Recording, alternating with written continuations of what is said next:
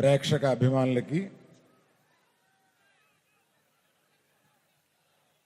అభిమానులకి మీడియా మిత్రులకి శ్రీకాకుళం ప్రజలందరికీ ఈ ఫంక్షన్కి విచ్చేసిన మీ అందరికీ నా నమస్కారాలు.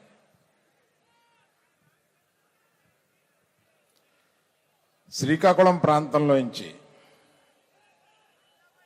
ఒక కథ తీసుకొని ఆ కథ ఆధారంగా మేము ఒక సినిమా తీసి అది ఒక పెద్ద సినిమాగా మారి మేము దీన్ని ఆదరించిన అఖిలాంధ్ర ప్రజలకి నమస్సుమాంజలు ఈ ప్రాంతం నుంచి చెబుదాం. శ్రీకాకుళంలో ప్రారంభమైన మా ఈ సినిమా మీకు ఇక్కడికి వచ్చి కృతజ్ఞతై చెప్పాలని చెప్పి మేము ఇక్కడికి వచ్చాం. మేమందరం మిమ్మల్ని చూసి వెళదామని. మంది ఇక్కడ కోడి రామ్మూర్తి గారి స్టేడియంలోంచి మనం ఈ ఫంక్షన్ చేసుకుంటున్నాం. వారి గొప్పతనం మొత్తం ఇండియా అంతా తెలుసు, కానీ వారిని ఇక్కడ తప్పనిసరిగా మనం స్మరించుకోవాల్సిన అవసరం ఉంది. ఎందువల్లంటే ఈ ప్రాంతంలో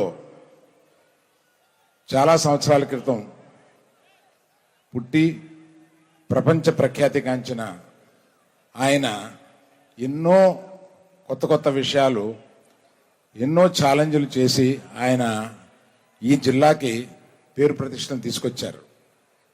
నాకు ఆయన చరిత్ర చదివినప్పుడు ఇది ఒక వెబ్ సిరీస్గా తీయాలని చెప్పి కొంత స్టడీ చేశామండి.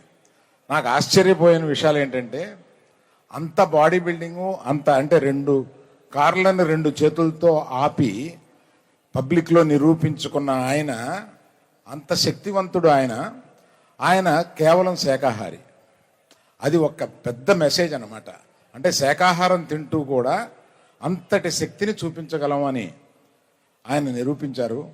అటువంటి ఆయన కథని ఏనాటికైనా ఒక సినిమాగా కానీ వెబ్ సిరీస్గా కానీ చేయాలని తలుస్తున్నాం.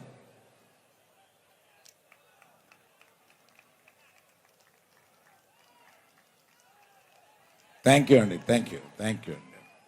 తర్వాత ఈ సినిమాలో అత్యద్భుతంగా నటించిన నాగ చైతన్య గారికి,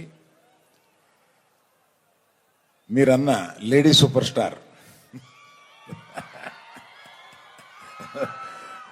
సాయి పల్లవికి, వాళ్ళిద్దరిని బొమ్మలాట ఆడించినట్టు ఆడించిన మా డైరెక్టర్ చందు మొండేటి గారికి.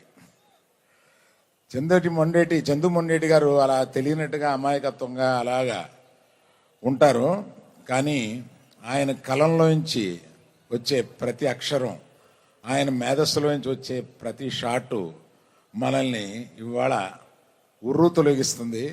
అటువంటి మేధస్సు కలిగిన ఆయన చాలా సైలెంట్గా, ఏమీ తెలియని అమాయకత్వంగా ఆయన కూర్చుని ఉంటారు. ఆయనకి ఈ స్టేజ్ పూర్వకంగా నేను సరదా కృతజ్ఞతలు చెప్పుకుంటున్నానండి. Thank you sir, thank you very much. ఇలాగా ఇక్కడికి రాని వాళ్ళు, మ్యూజిక్ డైరెక్టర్ దేవిప్రసాద్ గారు, ఎడిటర్ నవీన్ నూలి గారు, మా శ్యామ్ దత్ గారు కెమెరామ్యాన్ గారు, వీళ్ళందరూ ఉన్నారు. వాళ్ళందరికీ కృతజ్ఞతలు చెప్తాను. నేను ఎక్కువసేపు మాట్లాడడం కన్నా మీకు ఇష్టమైన నాగ చైతన్య గారిని, సాయి పల్లవి గారిని ఇక్కడ పిలిచి మాట్లాడమంటే బాగుంటుందని